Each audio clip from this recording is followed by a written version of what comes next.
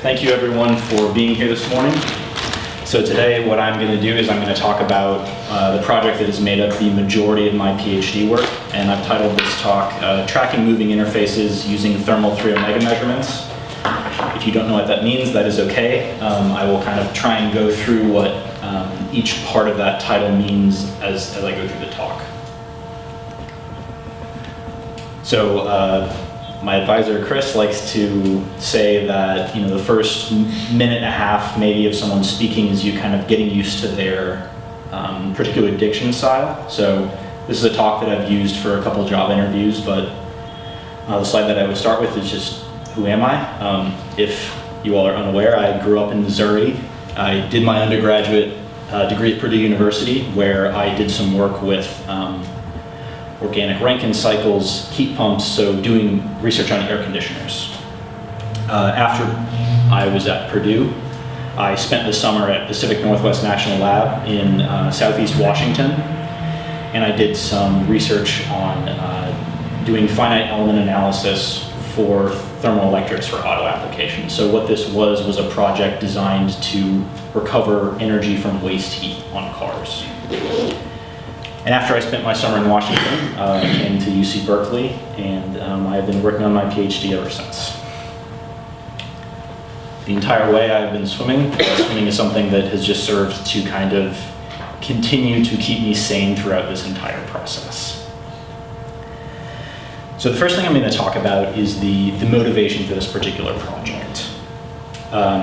So one treatment option for atrial fibrillation is cryosurgery.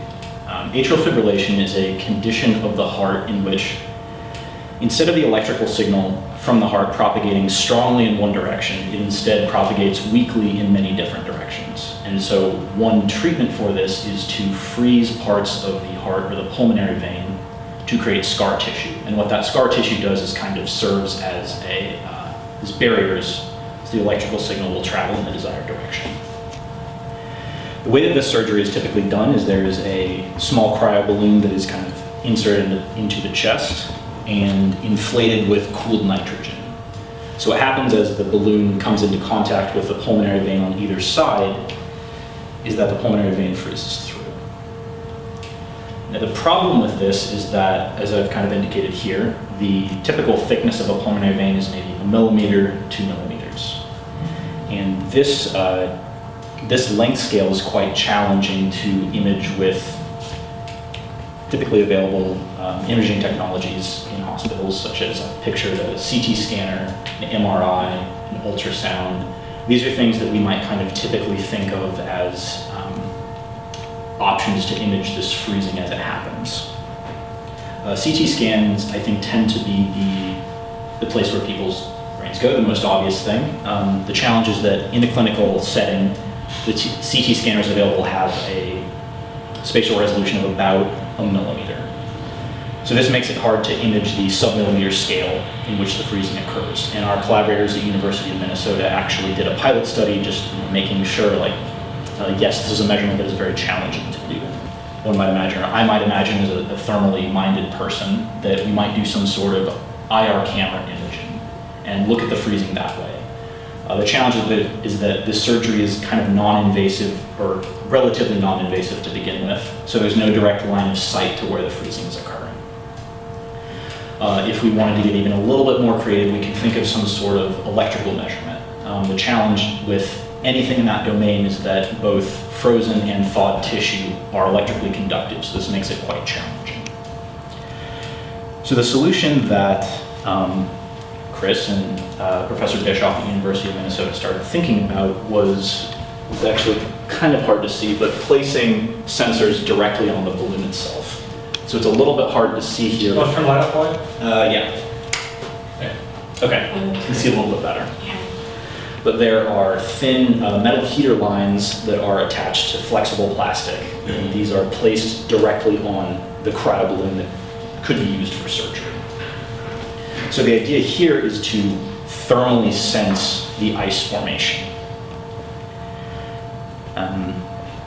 Originally, what kind of made me fall in love with mechanical engineering was undergraduate thermodynamics class. And so in this class, we're taught very specifically to say, what is the given information in the problem, and what are we trying to find?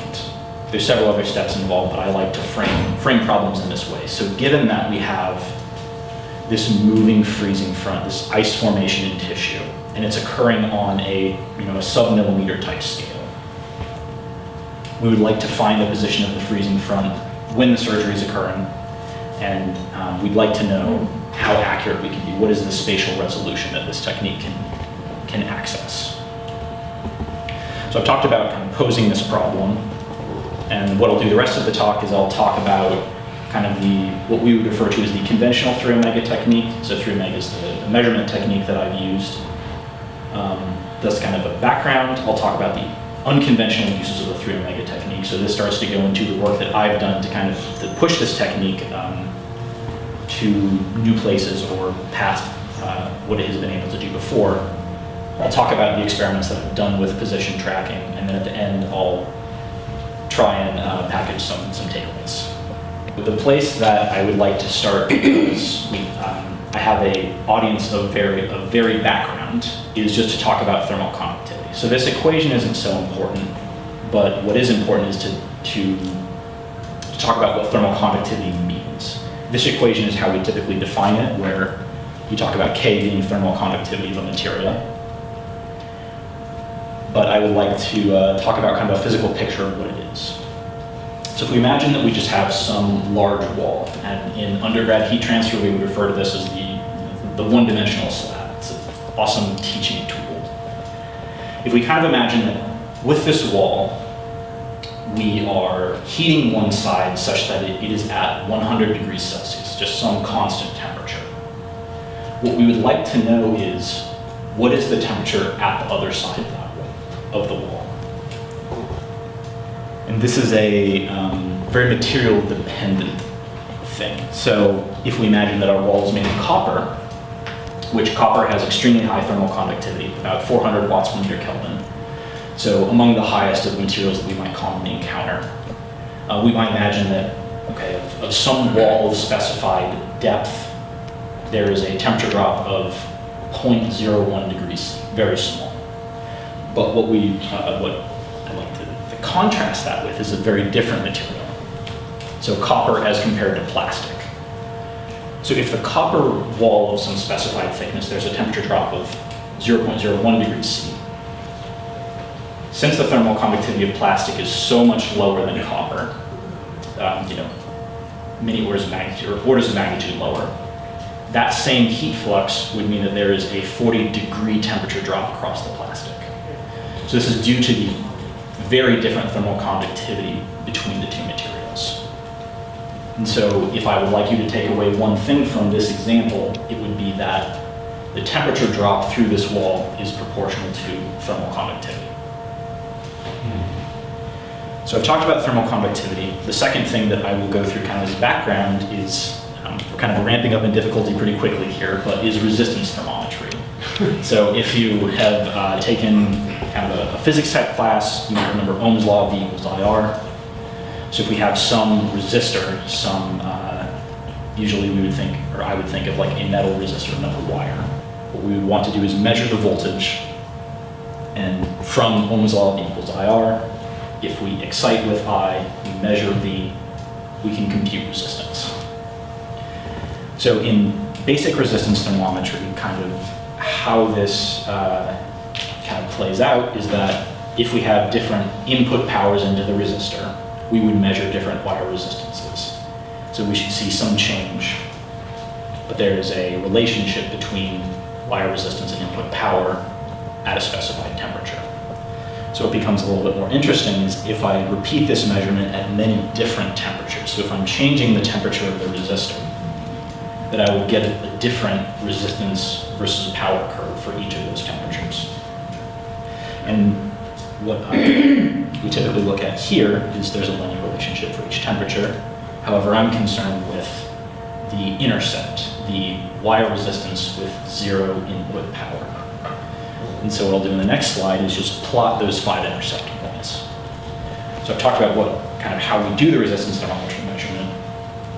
But the takeaway here is that for a given resistor, there is some relationship between wire resistance and temperature. So if I can measure resistance in some way, I can then back out temperature. So this is a method of sensing the temperature of the resistor itself. So we would refer to this slope as temperature coefficient resistance, and this is what forms the basis of the technique that I'll talk about. So, takeaway, temperature is somehow proportional to resistance. So now I'm going to talk about 3 omega, the measurement technique that I use for my experiments. And so it is a resistance thermometry technique, and the goal of the resistance thermometry technique is to find thermal conductivity of the sample. So the way that this measurement is performed is we have some sample, some solid, and a metal heater line is microfabricated onto the sample. So you can see the dimensions of the heater line pretty small, like millimeters by microns, where a micron is 1/1000th of a millimeter. So this metal heater line, as I kind of talked about before, is excited with some current with frequency omega. So we refer to that as the 1 omega current or the 1 omega input. Because the heater line is metal, that input electrical current will lead to heating. And so that heating Q should be proportional to resistance times current squared, or we have some cosine omega squared term. That cosine squared should lead to a 0 omega component and a 2 omega component. So we would refer to this as a DC offset and a second harmonic signal. So now we have a current at 1 omega and a resistance at constant and at 2 omega, the second harmonic. So then as we go to measure voltage, go back to Ohm's law, V equals IR, that leads to a first harmonic voltage and a third harmonic voltage. Where each of these come from is that same trig identity. If we combine the 1 omega current with the DC resistance, we get a first harmonic voltage. If we combine the 1 omega current with the 2 omega resistance signal, we get a third harmonic voltage. The third harmonic voltage is in this case what we care about because we originally wanted thermal conductivity of the sample. So this third harmonic voltage contains thermal information about the sample. And so again, if there's kind of a takeaway here, it's that thermal conductivity is proportional to the temperature rise at the heater line. That temperature rise is proportional to the third harmonic voltage, which we directly measure. So as I continue to go through the talk, I will talk about apparent thermal conductivities, but whenever I talk about that, that's a proxy for a temperature rise or a third harmonic voltage. A question that one might reasonably ask is, well, Wyatt, you're measuring some signal that is varying in time, some time periodic signal, a cosine wave. How do you get something out of that? The tool that we use for that is called the lock-in amplifier, and so it's still getting into a little bit of math, but the lock-in amplifier takes a signal at some frequency omega, multiplies it by a reference frequency at the same frequency omega. And so based on the same trig identity I talked about before, but those two signals multiplied together will create a second harmonic signal and a DC component.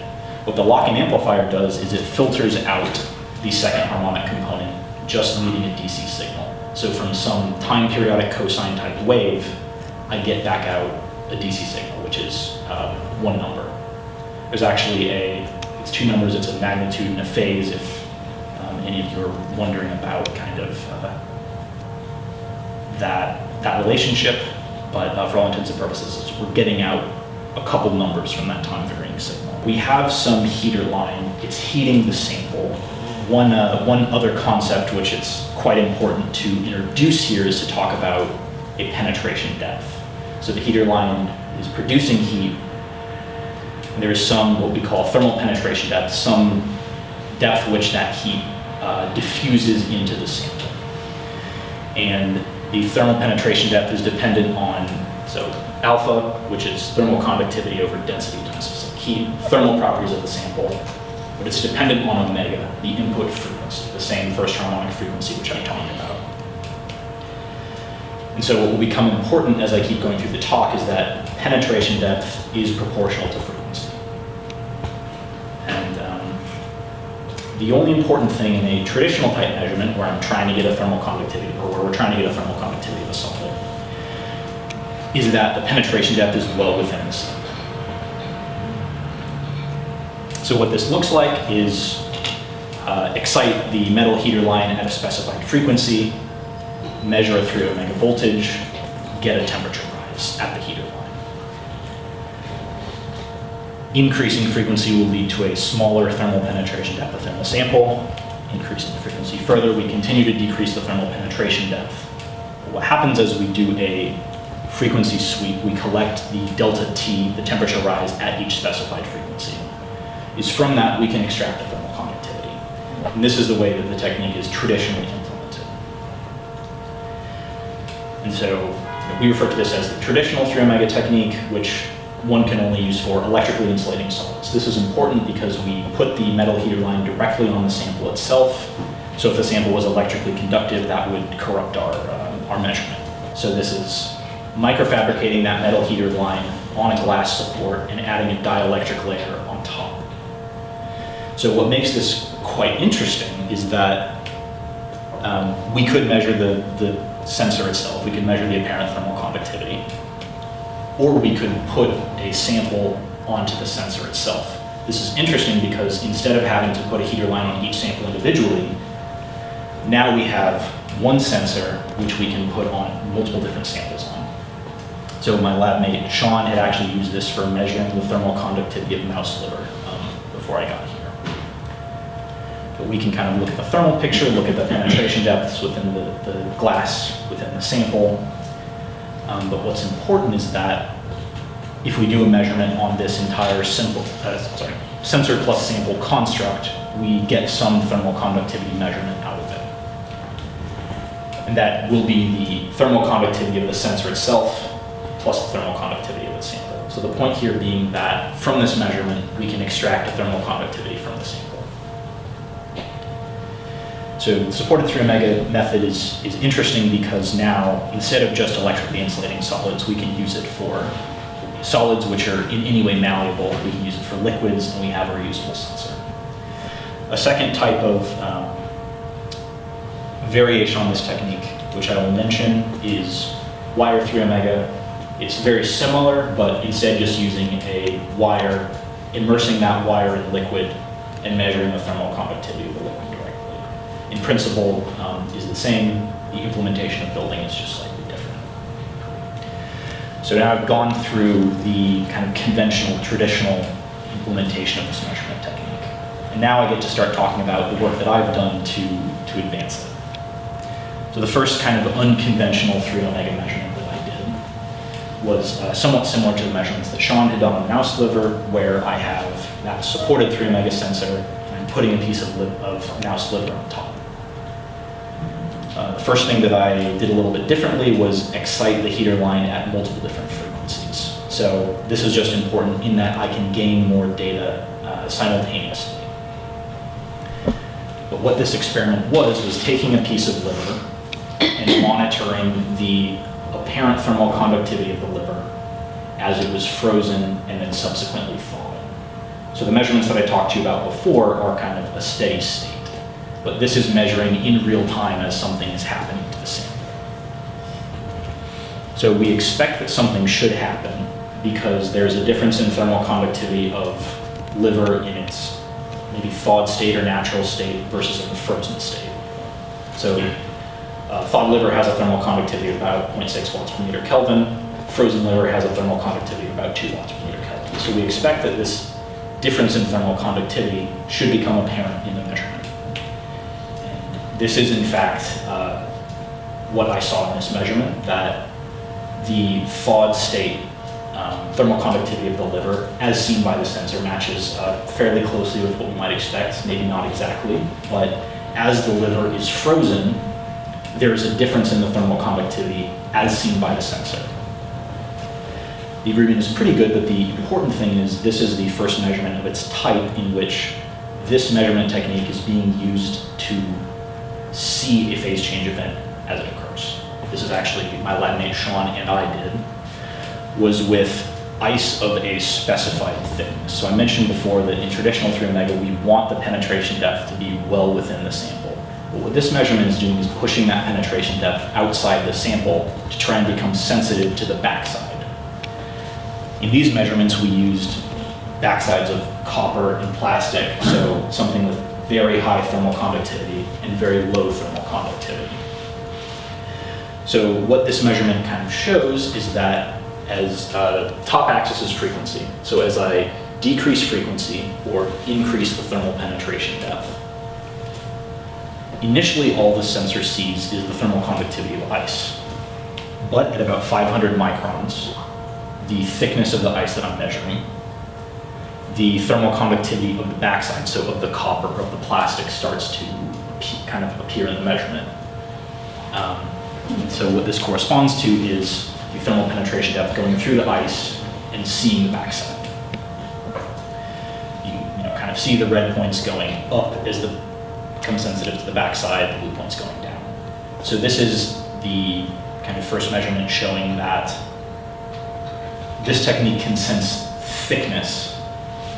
And so with these two results combined, the ability to sense phase change, the ability to sense thickness, we kind of start to get the sense that yes, it should be possible to track something of changing thickness. So now is when I kind of start to get into the position tracking, the most exciting, at least to me, parts of this work. So in the position tracking experiment, I'm looking at a slightly different geometry, looking at some wire immersed in oil of a finite depth. And what I want to do is change the depth of that oil and track the position. So in this case, I used oil and air instead of some sort of tissue because oil is electrically insulating. So this is just kind of removing potential complications from the experiment. So this is more of a proof of concept type experiment. But what this looks like is there is some wire, it is immersed in oil, and there's a syringe pump that either puts oil in or takes oil out to manipulate de-oil, the depth of oil above the sensor. So what this looks like in an experiment, if we take kind of a cross-section view, is that initially the oil starts at some position close to the wire. And because there's a difference in the thermal conductivity between oil and air, we expect that these different penetration depths should see different things at different points in the experiment. For example, as I might infuse the oil, now the brown and green penetration depths, they will only see thermal conductivity of oil, whereas the blue penetration depth should see a thermal conductivity of some combination of oil and air. And I'll quickly talk through some of the details of the experiment that I have this wire sensor. It's excited at 4 different frequencies. And so if you remember back to the lock-in amplifiers, there's lock-in amplifiers that 4 different ones produce 4 different voltage signals, each at a distinct frequency. Those are added together, converted into a current, and then put through the sample. The sample just being the wire immersed in oil. Amplifiers are able to take that now messy signal from the wire and extract a third harmonic voltage from each of those, which should be proportional to the thermal conductivity that each frequency sees. Excuse me. Maybe the most important part of the slide is to show, I will be converting between, an apparent thermal conductivity and a position, but this is verified by using a camera to visually see the depth of the oil. So now I have both my setup to take my measurements and something to verify those measurements against. So if I go back to kind of the position tracking model, what I wanted to do was have some sort of conversion factor between the depth of the liquid and the apparent thermal conductivity. So the depth of the liquid as a function of, looking at the top, what I'm directly measuring in the experiment. And the way that I did this is using 2-dimensionless groups. And so this is, the way that I would explain that is, it's comparing my experimental case versus the case in which there's just oil everywhere. All the thermal penetration depth sees is just oil. There's no air involved. And so the right and the left, my experiment and my kind of case that I'm comparing it to, those should each yield some sort of thermal conductivity. So I have K measured, and I have thermal conductivity measured, thermal conductivity corresponding to the semi-infinite. Those form one dimensionless group. So that just means that I'm looking at the relationship between K effective and some effective depth, where I am now normalizing the depth of liquid versus the penetration depth. So I know that many of you do not know what dimensionless groups are, but why this is kind of interesting and important is it allows me to compare different frequency cases. It allows me to compare different, if I use different types of oil, my relationship between this normalized depth and normalized thermal conductivity should remain the same. The way that I found this relationship was with a finite element analysis simulation with COMSOL, and so what this corresponds to is a similar picture to a couple slides ago, where I have a region of air on the top, the oil of finite thickness, and the wire is the just white circle in the middle, and the oil at the bottom. And so what the different colors correspond to is the temperature rise at each spatial point. Hey, Wyatt, again, knowing the diverse audience, can you just tell us the dimension of the wire, typical length scales you're dealing with? Yeah, that's a good question. So the wire that I'm using is diameter of 10 microns. So for comparison, a piece of paper is about 100 microns thick. And so the sensing wire that I'm using is a tenth of that. And the typical thicknesses of oil you're measuring? So you'll see in a few slides, but this is like tens to hundreds of microns. So this is half a millimeter or less. So I said, one thing's going to stick. 100 microns is a big number in his world, and that's the thickness of a piece of paper. So you think measure the thickness of paper or less. So what this simulation allowed me to do is create some relationship between the depth of the oil and the measured thermal conductivity. There's some upper and lower bound K effective which are accepted and then converted into position. So what this looks like in the raw data, not technically raw, but this is after one step of processing, is that as the oil, so I have my wire, as the depth of oil increases, the normalized thermal conductivity as seen by the wire will increase. And so this is kind of in real time with the experiment. And so there's the same upper and lower bound. That region of the data is what I take and then convert into a position. And so if you want to kind of go back to the thermal picture, that just means that there is some region of that thermal penetration depth which my measurements are sensitive to, or which I am taking and converting back into a position. This is the most maybe interesting plot, but this is comparing the data which I have collected and calculating a position from that, and comparing that data to the experiment. So this is, we're sweeping all the details under the hood, just saying, if I assume that the camera is showing the correct depth of oil, how does that compare to my experiment? So in this case, this is the wire, and the oil is moving towards the wire. But between these two, between the camera data, which I am treating as what is real, and the data that I've processed, that I've collected and processed, the deviation between the two, there's an arithmetic average of 9.9 microns. So this is a 1/100th of a sheet of paper is the arithmetic average. Tenth. Yes, thank you. Which is still awesome, okay? The error is 1/10 the thickness of this thing, 1/10 of the hair diameter, and that's how we deal. And here, again, this is 0 to 400 microns, so 400 microns would be 0.4 millimeters. Repeating this experiment, So I've done extraction of oil, I want to do infusion of oil, verify that there's not much difference between the two. So repeating the same experiment, except moving the oil in the other direction, I end up with an average error of a little less than 20 microns and a maximum error of 50 microns. So kind of similar figures showing the precision. If I do infusion, if I do extraction, then do one more experiment at a different velocity or different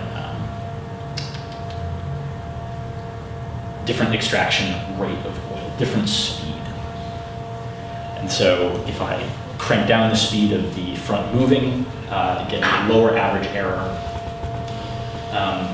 So one way to visualize the last three sets of data might be to plot them all on the same graph. So this is a graph where I'm comparing the position of the oil-air interface as measured by my data versus position as measured by the video. So what the black line is just corresponding to 1-to-1. This would be the perfect measurement in which both things overlay exactly.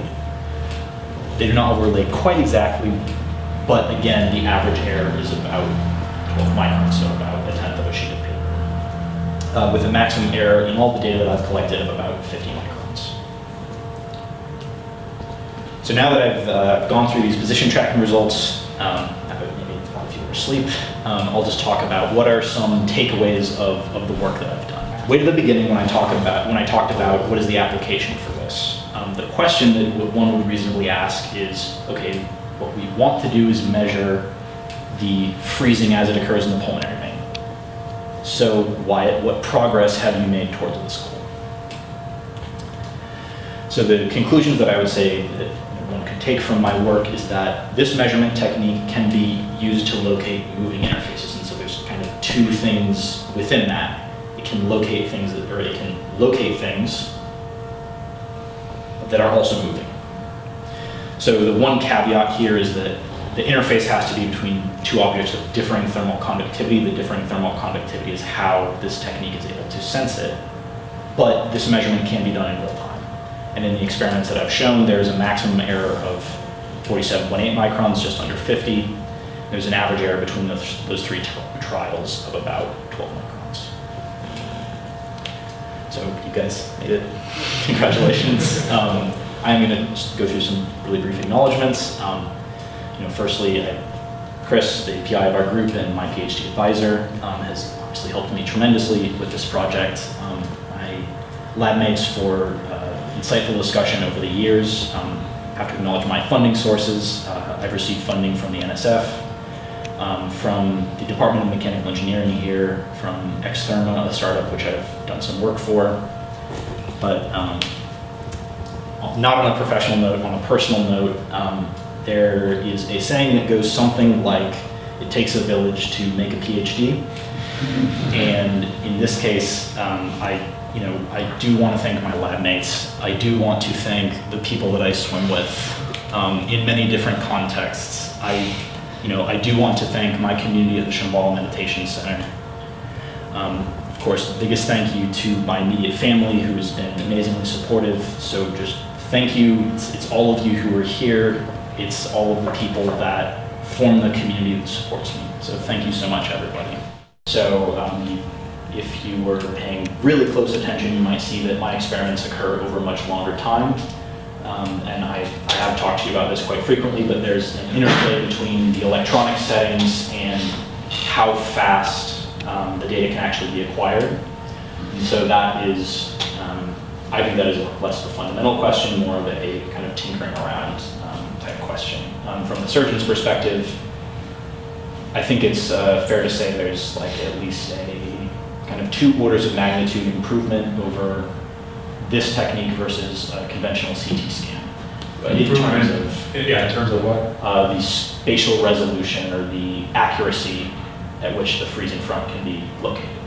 Some challenges with implementing Free Omega. We've thought about many of them kind of, this is a heater line that has to be in contact with something that it's measuring. The length scales that I'm looking at here are like less than a millimeter, but one could kind of imagine some other applications like trying to detect faults in materials There's sort of similar work on different length scales that detects landmines in the ground. But these are kind of some other things that we might think about.